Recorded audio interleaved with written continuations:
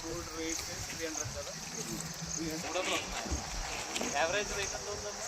సన్నం కలిసి అప్పుడు ఇప్పుడు అవన్నీ కూడా ఆన్లైనే కదా, ఫిజికల్ కూడా మెయింటైన్ చేస్తున్నా అవసరం లేదు కదా. కంప్లీట్ చేసుకున్నారా? మీకు వచ్చిన వాళ్ళు ఎవరికైనా సొంత భూమి కానీ ఏదైనా ఉంటే ఎప్పటి వరకు పనికి వస్తారు? దీనికి ఉపాధి హామీకి ఎప్పటి వరకు వస్తారు మీరు? ఎవరో ఒకరు చెప్పండి అమ్మా, నాకు అర్థం కావట్లేదు. ఎవరో ఒకరు చెప్పండి. మీరు చెప్పండి. 4 గంటల పని చేసేస్తే 600 వస్తుంది.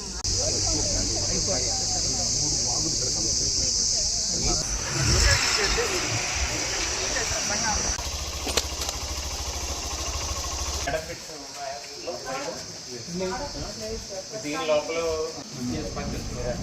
ఎంత తినబోతున్నా ఎంతమంది ఉన్నారు కలెక్షన్? ఇప్పుడు పిండి ప్లాన్ కానీ ఏం లేదు.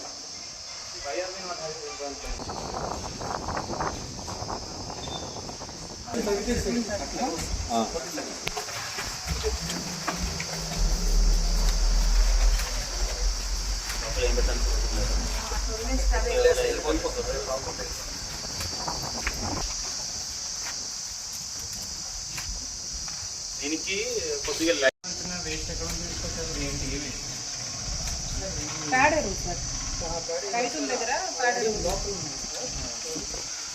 మీరు కొన్ని పెట్టారా? సెమీ అర్బన్ లాంటి వాటికైతే కూడా చాలా టైం పడుతుంది, అమౌంట్ ఖర్చు పెట్టాలి.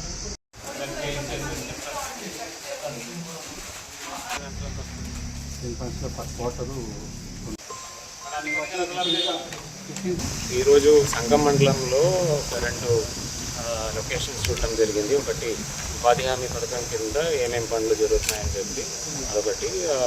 పక్కన ఇక్కడ ఒక 2-3 కిలోమీటర్ దూరంలో ఫీల్డ్ ఛానల్ వర్క్ అయితే చూడటం జరిగింది. అక్కడ వచ్చేసిన వర్కర్స్ అందరితో కూడా ఇంటరాక్ట్ అవ్వడం జరిగింది. సో మనకు జిల్లాలో సుమారుగా ఒక 60,000 మంది దాకా రోజు ఉపాధి హామీ పథకం కింద పని చేస్తున్నారు ప్రతిరోజు. అది 1,00,000 దాకా పెంచుకోవాలని కోరుతున్నాము. సో ఇక్కడ ఉన్న జనాలకి అందరికీ నా రిక్వెస్ట్ ఏంటంటే, ఎక్కడైనా ఉపాధి హామీ పథకం సంబంధించిన పనులు కావాలి, ఎక్కడైతే పనులు కావాలంటే దయచేసి అక్కడ లోకల్గా ఉన్న ఎఫ్ఏలో టీఎల్తో మాట్లాడుకొని ఖచ్చితంగా ముందుకు రావాలి అని కోరుతున్నాను. అదేవిధంగా ఎక్కడైతే పనులు ఫీల్డ్ ఛానల్ వర్క్ ఉండొచ్చు, అదేవిధంగా ఏదైనా గ్రావెల్ రోడ్స్ కానీ అలాంటివి ఏదైనా పనులు కావాల్సిన అవసరం వచ్చినట్లయితే దయచేసి లోకల్ ఏపీఓతో మాట్లాడుకొని ఎస్టిమేట్ చేసుకొని పంపించినట్లయితే ఖచ్చితంగా శాంక్షన్లు ఇస్తాము. మట్టి పని సంబంధించి ఎటువంటి ఇబ్బంది లేదు.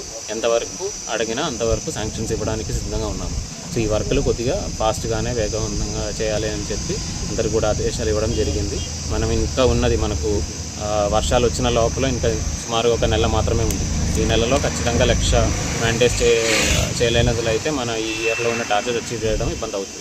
దయచేసి సిబ్బందులందరూ కూడా అదేవిధంగా జనాలందరూ కూడా రిక్వెస్ట్ ఏంటంటే దయచేసి దీని మీద ఫోకస్ పెట్టుకొని మనం వర్క్ పెంచుకోవాలని కోరుతున్నాము. అదొకటి విషయం. రెండోది సేమ్ మండలాల్లోనే దగ్గర ఒక 3-4 కిలోమీటర్ దూరంలో SWPC షెడ్ కూడా విజిట్ చేయడం జరిగింది. జిల్లాలో సుమారుగా ఒక 37 పెద్ద గ్రామ పంచాయతీలు ఉన్నదిలో అయితే దానిలో ఒక 20 గ్రామ పంచాయతీలు కన్స్ట్రక్ట్ చేసుకుని స్టేజ్లో ఉన్నాయి. చాలా వరకు ఇప్పుడు ఇన్ఎఫెక్టివ్ అంటే వర్కింగ్ లేని పరిస్థితులు, అంటే కన్స్ట్రక్ట్ అయినాయి కానీ వర్కింగ్లో లేని పరిస్థితులు ఉన్నాయి. అవి ఖచ్చితంగా ఇంకొక కొన్ని రోజుల్లో వర్కింగ్కి తీసుకువస్తాము.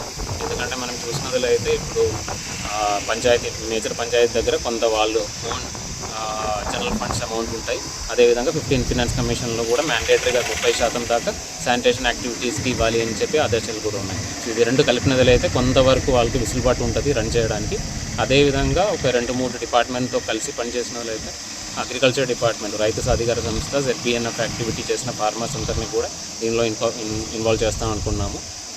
అదేవిధంగా PD డ్వామా ద్వారా మనకు హార్టికల్చర్ ప్లాంటేషన్ ఎక్కడైతే జరుగుతాయో అక్కడ కూడా వర్మీ కంపోస్టింగ్ మ్యాండేటరీగా వాళ్ళకి ఇప్పించినది ఆ అమౌంట్ కూడా పంచాయతీకి వచ్చినట్టు ప్రయత్నం చేస్తాము. ఈ 2 యాక్టివిటీస్ మనం చేసుకుంటే కొంతవరకు ఇన్కమ్ దాని నుంచి జనరేట్ చేయడానికి పంచాయతీలకు అవకాశం అయితే వస్తాయి. ఇది ఖచ్చితంగా చేస్తాము. రాబోయే రోజుల్లో PD డ్వామా, అదేవిధంగా DPO గారు, అదేవిధంగా డిస్ట్రిక్ట్ అగ్రికల్చర్ ఆఫీసర్ వీళ్ళు ముగ్గురితో ఒక కంబైన్ మీటింగ్ పెట్టుకొని ఖచ్చితంగా ముందుకు తీసుకెళ్తామని తెలియజేస్తాం.